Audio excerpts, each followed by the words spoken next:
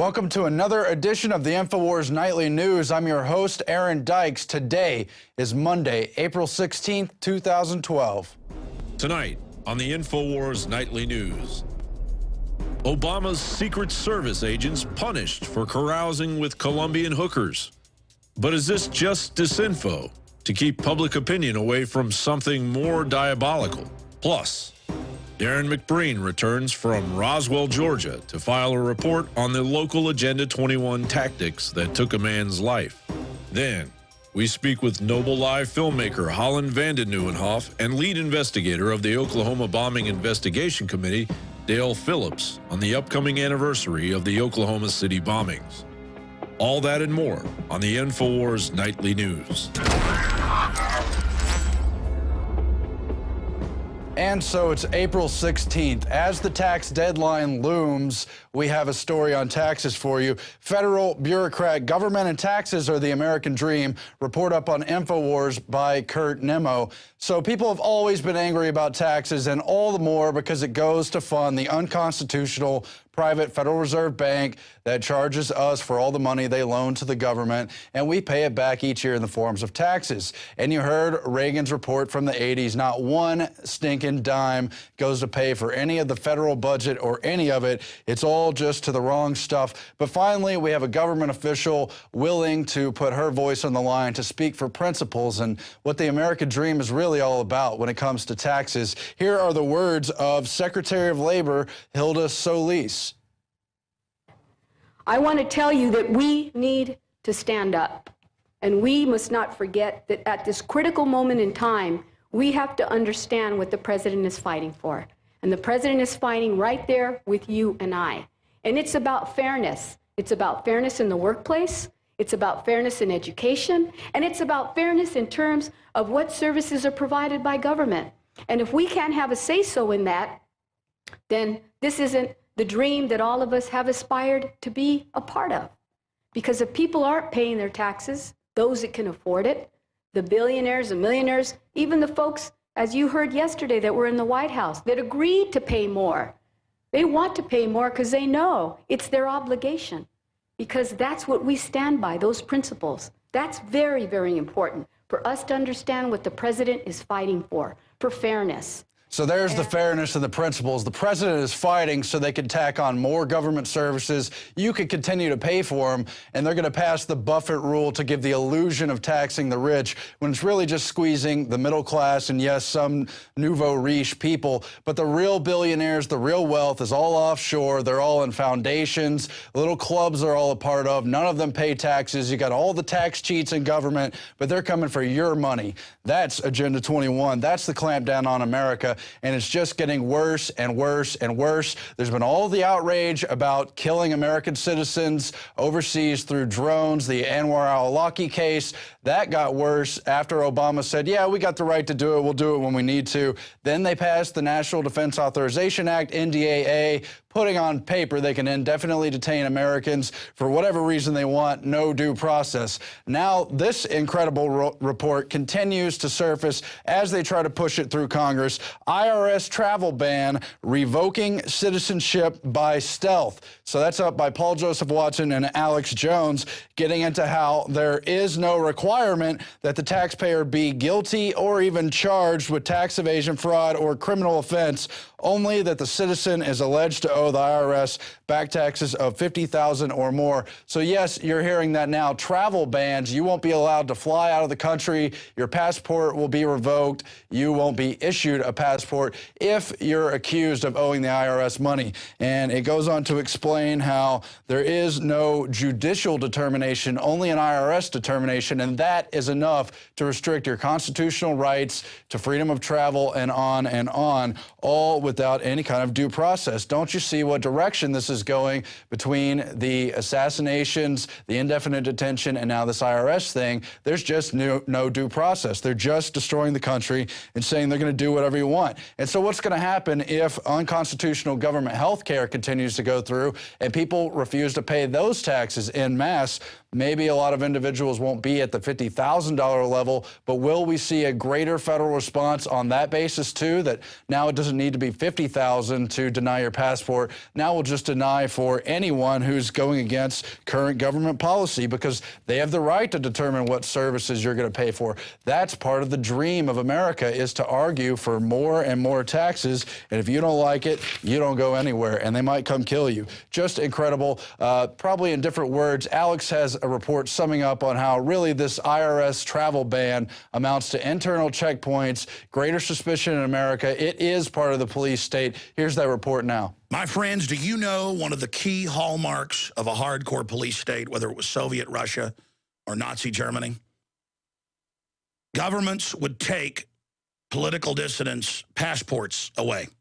In the United States, that's only done if you've been charged with espionage or if you're out on bail for a serious crime. The IRS has written a law that's passed the Senate and is now in the House, and Forbes and other publications are reporting on it like it's no big deal. Hey, if the IRS says you owe back taxes, you're not going to be allowed to travel outside the country. They're going to take your passport. How many times have I told you this was coming? This is exactly what the IMF and World Bank, the consortium for the international arm of the private Federal Reserve, have called for more than 15 years. A global cashless society. Already many jobs, you've got to get TSA approval and authorization to have them. I saw Homeland Security 9 years ago on C-SPAN say, you're not going to get on a plane if you haven't paid your taxes. You're not going to get a driver's license. You're not going to be allowed to work. This is total enslavement. This is beyond anything we've seen in history. It is incredibly illegal. Travel is a right, not a privilege. A passport is a right as a citizen. This represents withdrawing and revoking your citizenship. That's what it is under another name. They tried to pass a bill last year for any reason the president wishes outside of a court to take your citizenship away, and then they say they can secretly arrest you or kill you. When he couldn't get that passed, he just signed the NDAA and said he can secretly arrest you or kill you. Well, a law that's unconstitutional is null and void. Marbury versus Madison. What this represents is capital controls. When governments start to collapse throughout history, they always try to clamp down on people leaving the country with money. Bottom line, the IRS is the collection agency for the private Federal Reserve. Pre-1913, dollars that were fiat were backed partially by silver and gold and said United States note on them. After 1913, they said Federal Reserve note. In '63, Kennedy reissued $5 bills that said United States note on them, and he signed an executive order to begin the abolishment of the private Federal Reserve and its collection agency of the IRS. That's why the banksters killed him. My point is, yes, a country has to have taxes, but these aren't taxes. These are levies to private international banks. Just as Europe admits they're now under Goldman Sachs dictatorship. Not through money they owe. Goldman Sachs got their governments to sign on to the derivative fraud they created. This is so incredible. And now the banksters are saying, if you don't pay all the taxes we want directly into our private coffers of the Federal Reserve, outside of a court, outside of a conviction, outside of law, we're going to put you on a no-fly list. Just like Rahm Emanuel, former chief of staff at the White House, said at a gun grabber meeting. He said, look, if you're on a no-fly list, over 2 million Americans are on that, by the way, you're not going to be able to buy a gun. That is, if you are on the no-fly list because you are known as maybe a possible terrorist, you cannot buy a handgun in America. One of the things you don't know about is the number of people that we have turned away because their name has been on the watch list or on the no-fly list. Only my mom could, but not me and my dad, because both me and my dad are on the watch list. Now they say they want to expand that to where if you haven't paid your taxes, you can't buy a gun. Of course, these are taxes to the IRS, and they just say you haven't paid. The bankers are taking control of our lives. They are squeezing Europeans with the exact same system. This is hardcore fascism. This is incredible tyranny, and we've got to defeat this legislation that is now in the House. Get these articles and get them out to everybody and demand that the corporate whore dinosaur media cover this. because these are internal checkpoints, internal passports, and they're saying they're going to revoke your citizenship. That's what this does, extrajudicially. This is off the Richter scale when it comes to despotic, oppressive tyranny. The Federal Reserve is engaged in a total coup d'etat over due process and threatening to revoke our citizenship and pull our passports if we don't fully submit to the bankers. The bankers are pressuring local governments to raise the local property tax that we didn't have till 60 years ago in this country that turns your property into basically a government rental. This is not land of the free, home of the brave anymore. Okay, we're off the charts tyranny. It's time to recognize it, rebuke it, arrest these scumbag New World Order people, and take our government back. Because this is all going to be selectively enforced. Massive numbers of Congress don't pay taxes. Most of these federal employees don't, and they're left alone. Criminal Congress can insider trade and say they're allowed to. Corzine can steal billions, lie to Congress and get caught and not get in trouble. But these crooks run the Federal Reserve and its IRS collection agency, and they're saying they're going to take anything they want without even a court hearing and take your passport. We've got to get this information out to everybody. This just proves how tyrannical these scum are. And so we can move on to other corruption in the government, other little scandals going on, although this one's been far splashier and probably less substantial.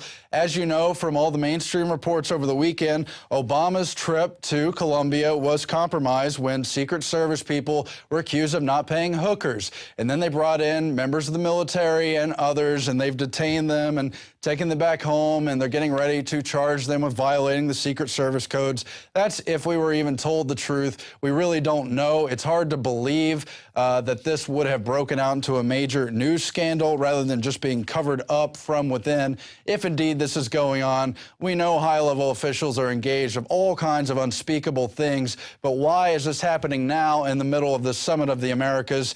Is it because there's the Cuba question on the table from a number of Latin American countries calling to open back up negotiations there in terms of the U.S. to do away with the travel bans there, to take off sanctions? Does it have to do with the fact that multiple Latin American countries are saying it's time to legalize and decriminalize drugs because the drug war has failed, putting incredible pressure on the U.S. to respond to the obvious failure of the drug war, all the scandals where they've been caught propping up drug cartels, shipping in themselves from Afghanistan and other military-guarded locales? Is it because Wall Street has been caught laundering so much drug money?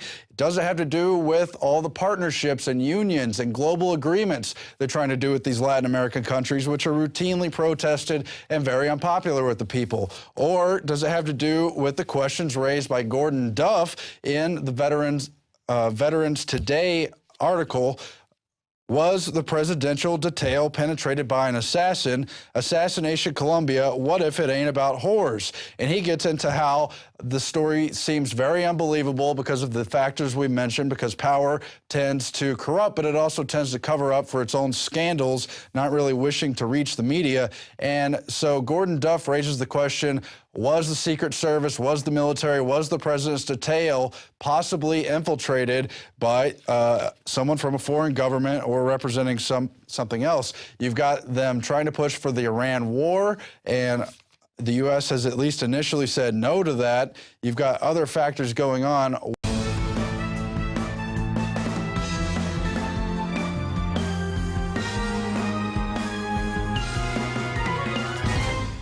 Welcome to another edition of the INFOWARS Nightly News. I'm your host, Aaron Dykes. Today is Monday, April 16th, 2012.